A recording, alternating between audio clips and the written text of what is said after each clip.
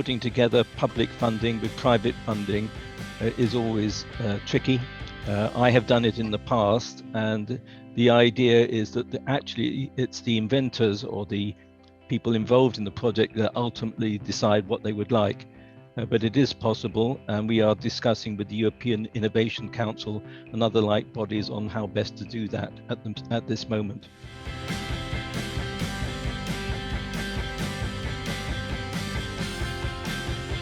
It's very important that students realize that research is not just an academic exercise, that there is an end point in view, and many ideas reach fruition much later, and that the original idea, although it may be very good, isn't good enough to take an idea through to exploitation. And I found with my own experience with my own students, exposing them to the realities of how you take an idea forward from the start is very much appreciated. And a number of my students actually have gone on to found their own companies. It's not always the case that they will do that, but at least to appreciate what the issues are and what the difficulties are and what to plan for.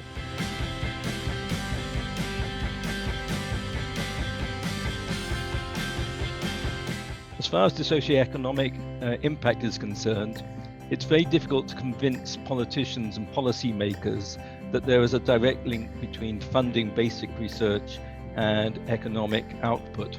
And these studies are really very important to demonstrate that in a tangible way. There's lots of evidence that this is the case, and everybody quotes it, but it would be good to have something really strong to put to policymakers and people who give out the money.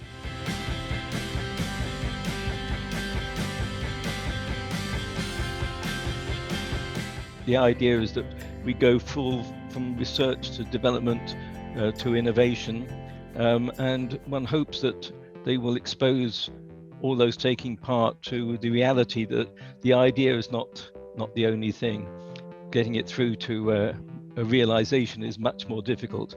In fact, we always say that science is the easy part.